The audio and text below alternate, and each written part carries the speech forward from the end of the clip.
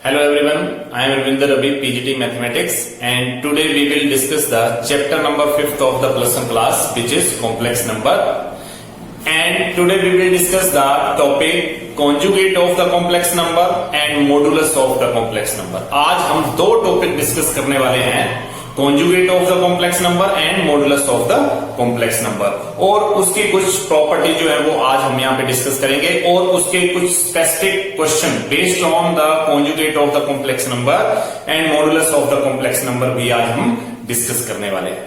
Now let us start from the first topic, conjugate of the complex number.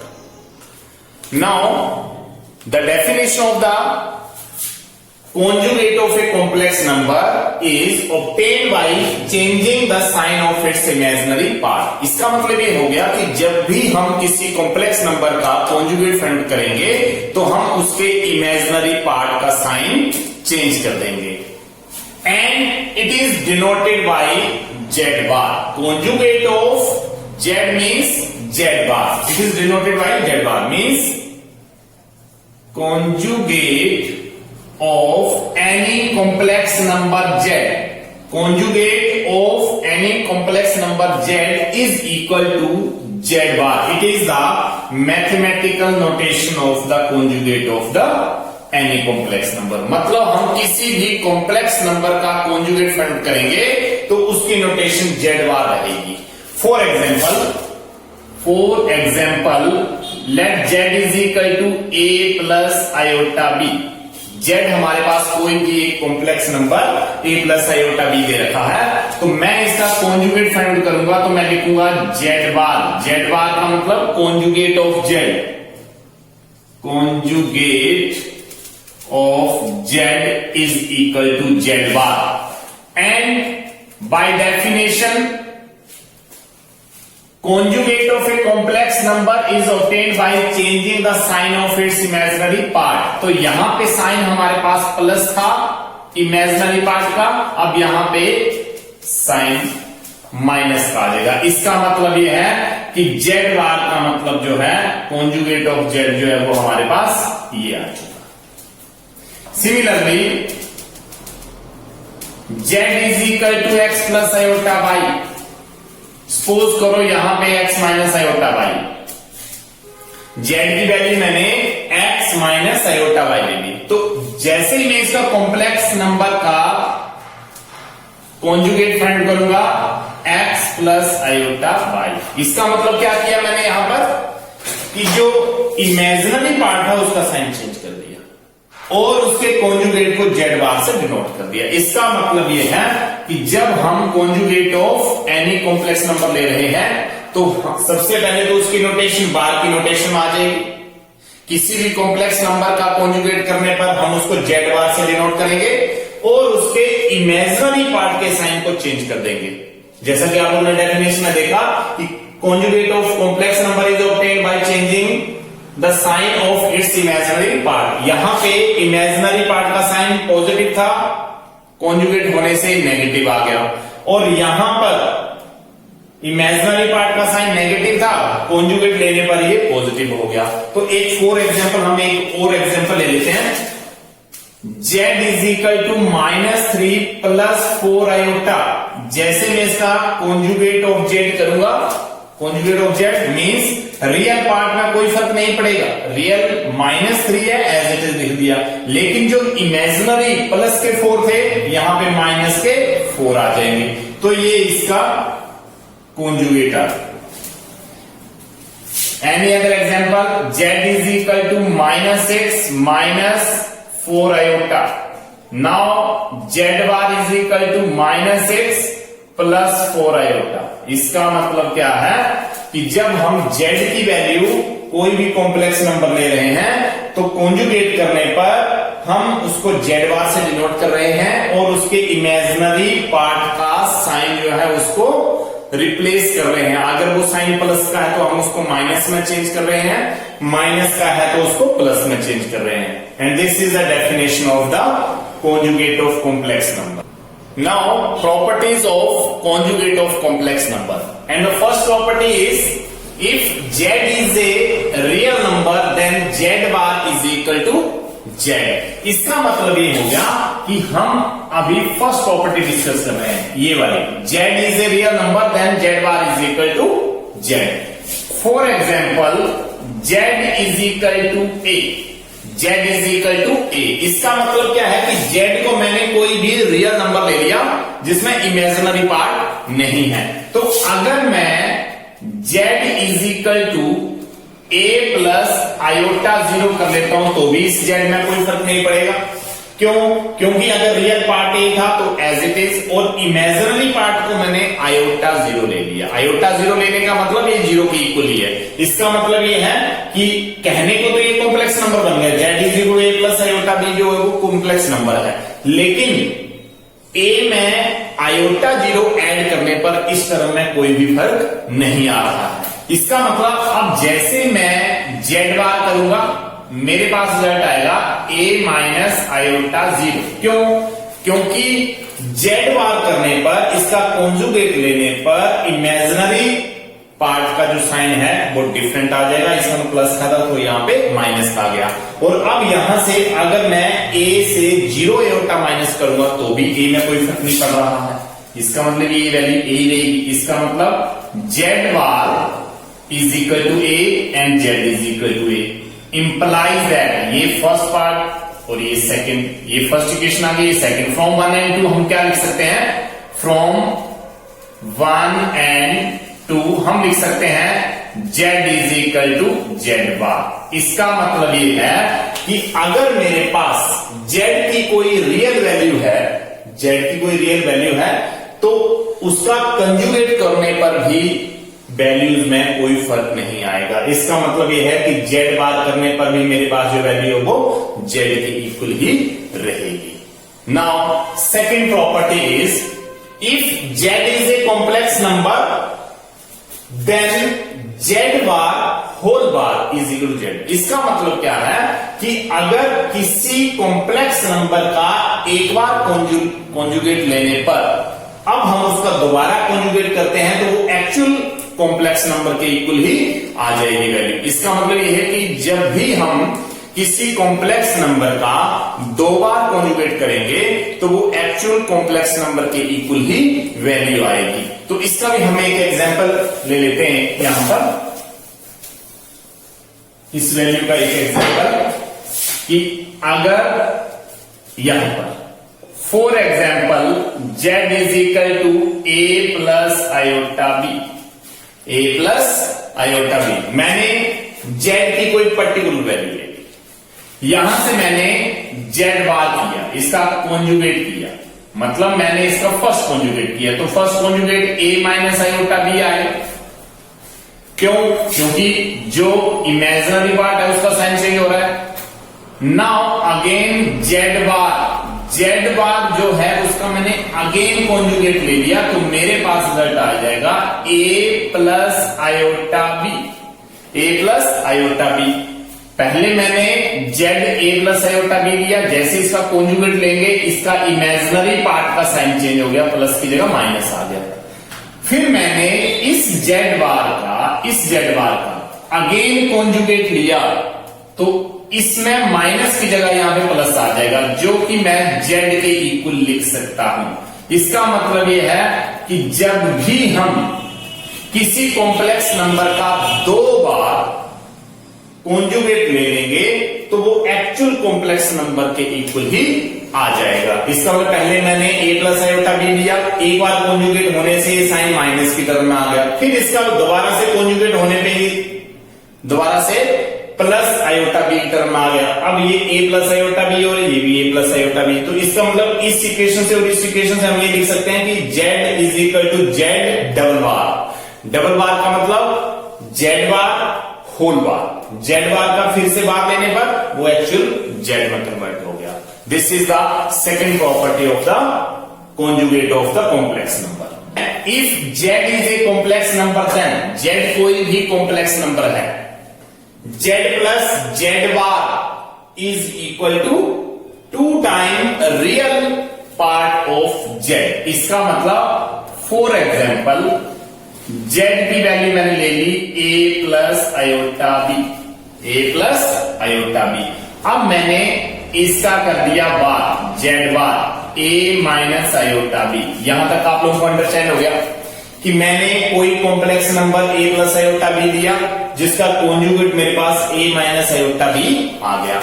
अब मुझे first property के accordingly मतलब z plus z bar करना है, z plus z bar. Now z plus z bar करेंगे। Z plus z bar करने पर मेरे पास जेड की value a plus iota b और प्लस जेड बार की value a minus iota b. तो इसका मतलब क्या हो गया कि आयोटा बी प्लस के आयोटा बी माइनस के कैंसल, ए प्लस ए 2a। इसका मतलब जेड प्लस जेड बार जो है वो 2 टाइम ए आ गया। तो 2 टाइम ए क्या चीज था? ये इसका रियल पार्ट था, रियल पार्ट। तो इसका मतलब क्या हो गया कि जेड प्लस जेड बार जो है वो रियल पार्ट ए का 2 टाइम आ रहा है, मतलब 2 time real part of Z. इसका मतलब ये प्रॉपर्टी आ गई हमारे पास कि जब हम जेड प्लस जेड बार करेंगे तो वो 2 time real part of Z के इक्वल आएगा, जैसा कि हमने अभी ये प्रूव भी कर दिया कि जेड प्लस जेड बार करेंगे तो 2 time real of Z, Z का जो रियल पार्ट है उसका 2 टाइम आएगा। Similarly Z minus z bar करेंगे तो 2 टाइम इमेजिनरी पार्ट आएगा। तो इस जेड माइनस जेड बार करेंगे तो 2 टाइम इमेजिनरी पार्ट आएगा। तो इसके लिए हम एक एग्जांपल ले रहे हैं।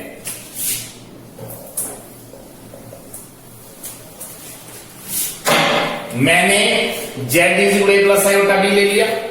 जैसे मैं जेड बार करूंगा ए माइनस आयोटा बी की टर्म आ जाएगी। इस केस के लिए बता रहा हूं जेड माइनस जेड बार की टर्म है। अब जेड माइनस जेड बार की टर्म है, जब मैंने इन दोनों को माइनस किया, z minus z bar is equal to z की value a plus iota b और माइनस जेड बार की value a minus iota b. Now it can be as a plus iota b और minus a plus iota b. अब यहां से a plus का और minus का cancel, 2 time iota b, iota b और iota b मतलब 2 टाइम आयोटा बी। और 2 टाइम आयोटा बी मैं लिख सकता हूं 2, और ये जो आयोटा बी है ये आयोटा बी इमेजिनरी पार्ट था। इसका मतलब क्या हो गया कि ये 2 टाइम 2 आयोटा और ये बी जो है ये iota B 2 time imaginary of Z आ गया। इसका मतलब क्या हो गया कि जब हम जेड माइनस जेड बार कर रहे हैं तो ये 2 टाइम इमेजिनरी की टर्म आ रही है। और अगर इमेजिनरी में अगर हम ये आयोटा ना भी लगाएं तो भी इमेजिनरी का मतलब आयोटा के साथ ही है, तो इसको हम 2 टाइम इमेजिनरी भी लिख सकते हैं। इसका मतलब ये कि जेड माइनस जेड बार करने पर 2 टाइम इमेजिनरी और जेड प्लस जेड बार करने पर 2 टाइम रियल ऑफ जेड। तो यहां से ये चीज आप लोगों को अंडरस्टैंड हो गई। अब नेक्स्ट पार्ट है कि जेड इंटू जेड बार जो है वो ग्रेटर देन और इक्वल टू 0 आ रहा है। इसका मतलब ये है कि जब हम किसी कॉम्प्लेक्स नंबर को उसी के कॉन्जुगेट से मल्टीप्लाई करेंगे तो रिजल्ट जो है वो या तो 0 आ सकता है या 0 से ग्रेटर, मतलब 0 से लेस वैल्यू यहां पे आने के चांसेस बिल्कुल भी नहीं होंगे। अब हम इसी एग्जांपल में जेड इंटू जेड बार करेंगे। जेड इंटू जेड बार का मतलब ये हो गया कि ए प्लस आयोटा बी और यहां पे ए माइनस आयोटा बी। जेड की वैल्यू रख दी मैंने और जेड बार की वैल्यू। अब यहां से आइडेंटिटी आ गया ए प्लस बी और ए माइनस बी। इसका मतलब क्या है कि A square minus iota B square. A plus B A minus B की आइडेंटिटी यहां पे मैंने अप्लाई की है। ए स्क्वायर आ गया यहां पे और minus iota square b square, और जिसको मैं लिख सकता हूं ए स्क्वायर और प्लस बी स्क्वायर। क्यों? क्योंकि आयोटा स्क्वायर की वैल्यू -1 होती है, तो जैसे मैं आयोटा स्क्वायर की वैल्यू यहां पे -1 रखूंगा माइनस माइनस प्लस बन जाएगा। इसका मतलब ये है कि जेड इंटू जेड बार जो है वो मेरे पास ए स्क्वायर प्लस बी स्क्वायर की इक्वल आएगा।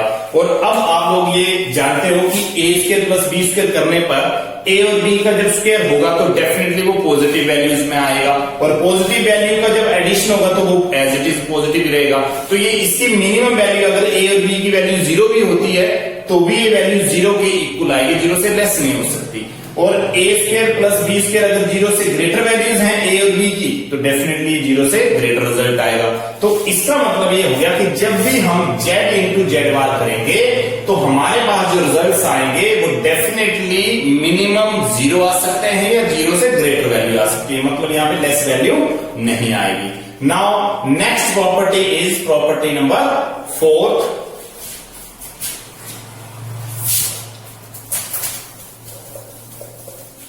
प्रॉपर्टी नंबर 4 को हम अब डिस्कस करने वाले हैं। If Z1, Z2 are two complex number, then अगर Z1 और Z2 मेरे पास दो कोई कॉम्प्लेक्स नंबर हैं तो Z1 प्लस Z2 बार करने पर मैं इसको सेपरेटली लिख सकता हूं। इसका मतलब यह है कि मैं Z1, इसका फर्स्ट प्रॉपर्टी यहां पे अप्लाई हो रहा है, Z1 प्लस Z2 अगर ये होल बार है तो इसको हम ब्रेक कर सकते हैं, Z1 plus Z2, Z1 bar plus Z2 bar. For example अगर हम लेना चाहें तो Z1 की वैल्यू a प्लस आयोटा b और Z2 की वैल्यू x plus iota b y. यहां पे मैंने Z1 Z2 सपोज कर लिया, यहां पे मैं लेफ्ट हैंड साइड फाइंड करूंगा, left hand side is equal to Z1 plus Z2 bar. इसका मतलब क्या हो गया कि मैं सबसे पहले तो Z1 Z2 ही फाइंड आउट करूं, Z1 plus Z2 find out करने पर मेरे पास जो वैल्यू आएगी वो आएगी a प्लस आयोटा b और plus x plus iota y, जिसको मैं लिख सकूंगा a plus x plus iota iota common लेके b प्लस y।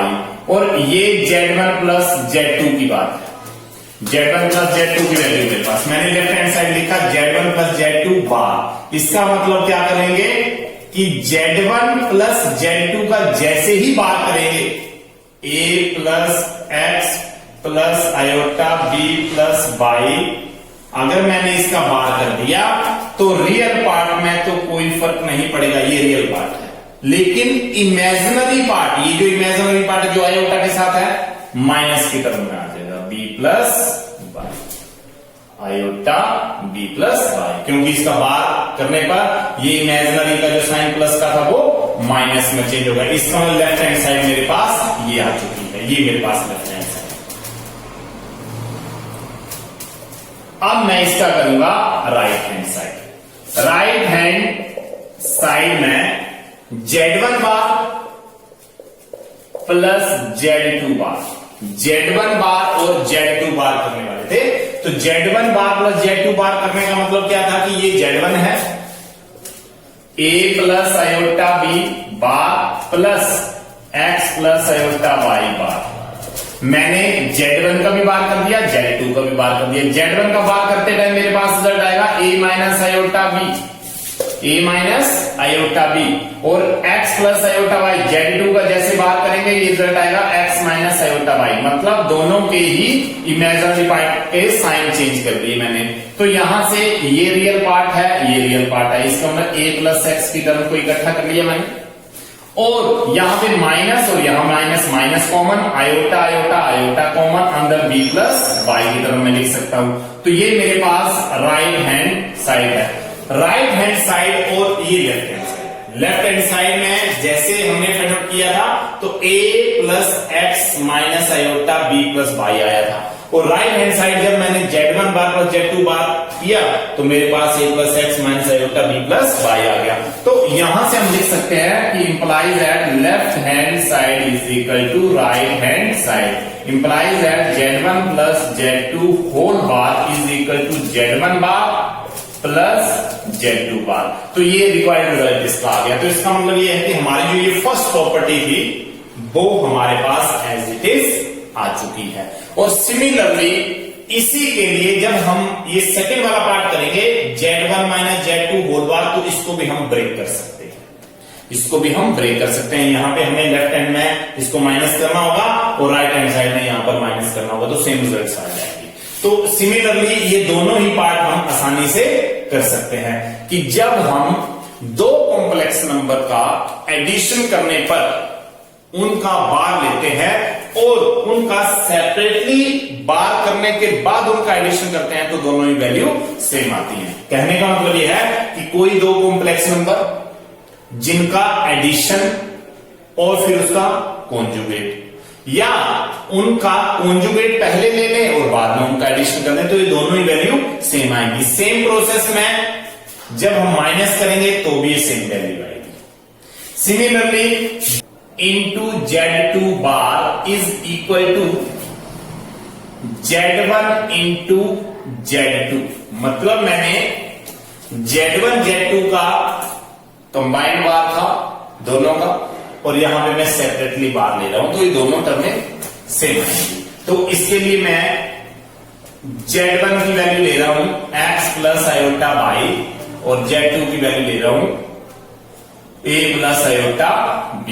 जब मैंने Z1 Z2 फाइंड आउट किया, Z1 Z2 फाइंड आउट किया तो मेरे पास रिजल्ट आ गया Z1 Z2, मतलब x प्लस आयोटा बाई और a प्लस आयोटा b। जैसे मैं मल्टीप्लाई करूंगा x into A X A plus x into iota b X B Y into A iota by A और यहां पे iota square by B.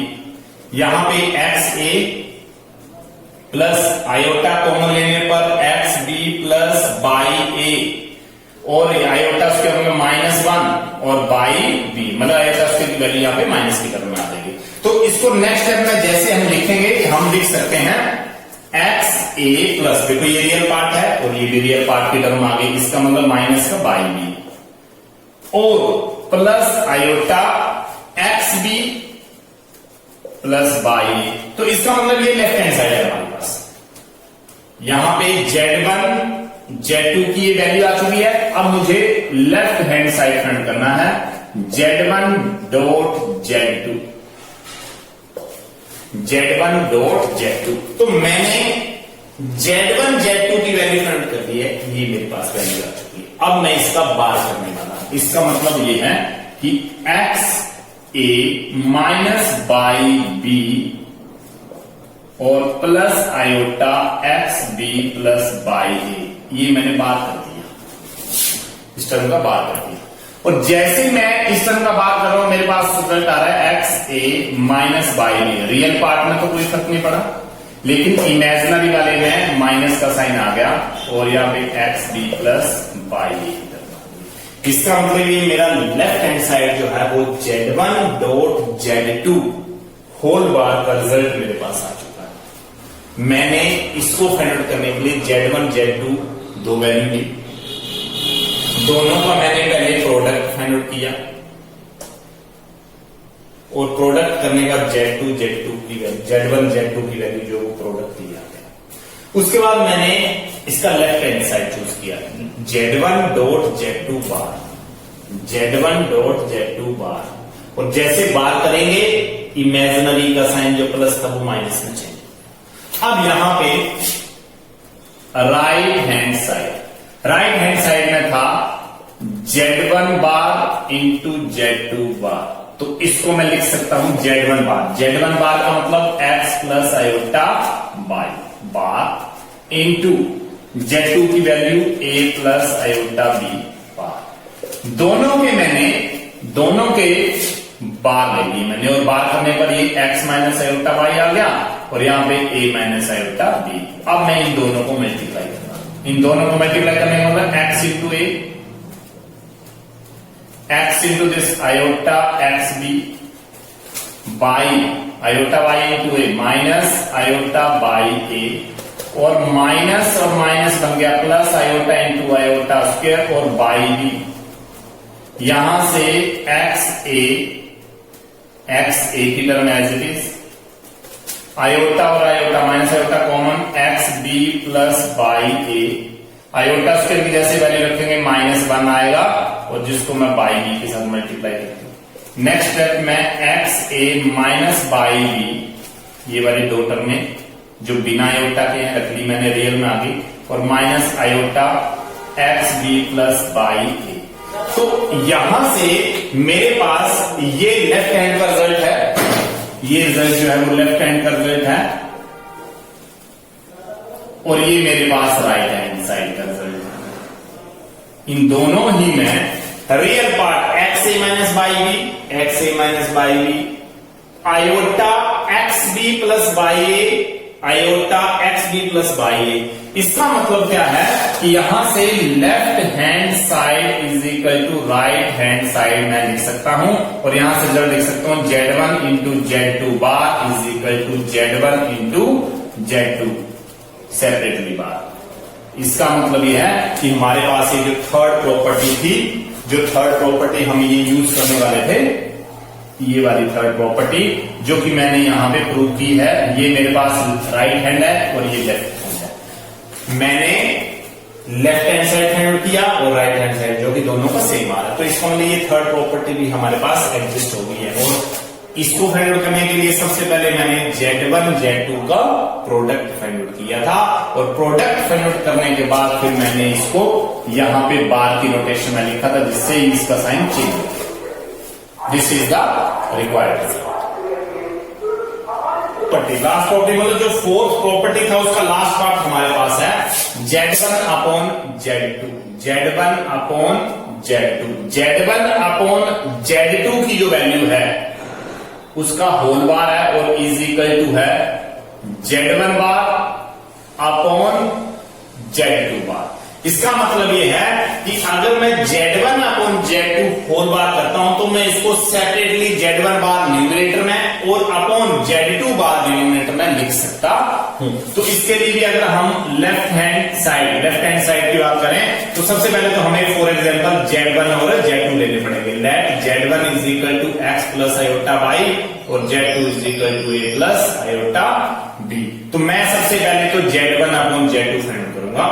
Now Z1 upon Z2, Z1 upon Z2 का मतलब x plus iota by और a plus iota b। तो इसको find out करने के लिए जैसा कि आप लोगों को पता है कि डिनोमिनेटर में एक कॉम्प्लेक्स नंबर की टर्म आ चुकी है, और डिनोमिनेटर में अगर कॉम्प्लेक्स नंबर की टर्म आ जाती है तो हम उसको पहले रेशनलाइज करते हैं। तो हम इसको अब रेशनलाइज करने वाले हैं। x plus iota y upon a plus iota b multiply a minus iota b और a माइनस आयोटा b।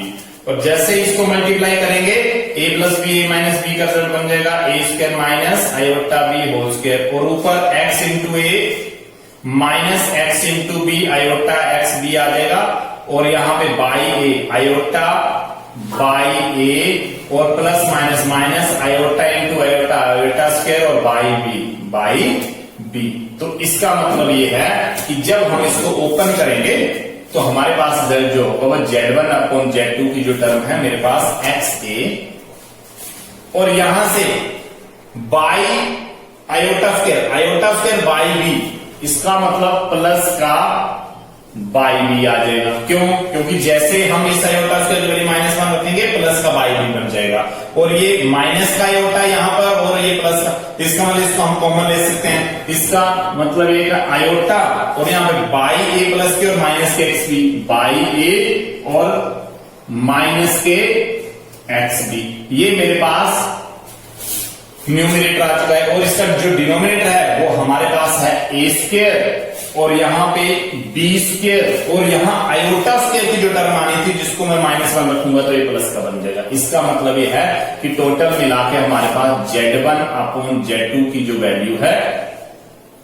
वो मेरे पास आ चुकी है XA plus by B upon A square plus B square. ये रियल पार्ट है इसका, और ये इमेजिनरी में हम क्या करेंगे कि by A minus X B upon A square plus B square. और जैसे हम Z1 अपॉन Z2 का अब बार करेंगे, जैसे मैंने बार किया ये वाला साइन चेंज हो जाएगा, XA by B upon A square plus B square, और यहां पे माइनस का iota by A minus X B upon A square plus B square. यहां से मेरे पास ये फर्स्ट रिजल्ट आ गया जो कि लेफ्ट हैंड मैंने फाइंड आउट कर दिया है। मैंने Z1 अपॉन Z2 किया, सबसे पहले मैंने Z1 अपॉन Z2 को सोल्व किया, सोल्व करने के बाद फिर मैंने उसका बार किया, और बार करने के बाद मेरे पास ये रिजल्ट है।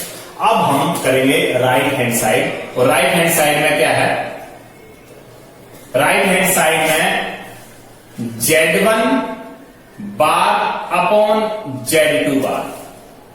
तो Z1 बार के लिए मुझे ये Z1 है, इसका बार करना पड़ेगा x माइनस आयोटा वाई, और Z2 बार का मतलब a माइनस आयोटा बी।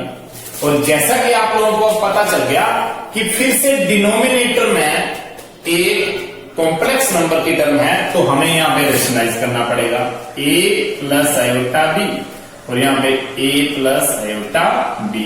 तो जैसे हम इसको मल्टीप्लाई करेंगे a square minus iota B whole square, और ऊपर मल्टीप्लाई करेंगे x into A plus iota x B minus iota by A, और minus plus minus iota into iota square और बाई इंटू बी, और जिसको मैं लिख सकता हूं इक्वल टू यहां पे एक्स ए, और यहां पे आयोटा स्क्वायर की वैल्यू पुट करेंगे तो प्लस का बन जाएगा ये, क्योंकि माइनस का 1 और ये माइनस, प्लस का बाई बी, ये रियल में चेंज हो जाएगा, और यहां पे प्लस का आयोटा कॉमन लेके अंदर टर्म रह गई एक्स बी माइनस बाई ए, यहां पे ये वाली टर्म।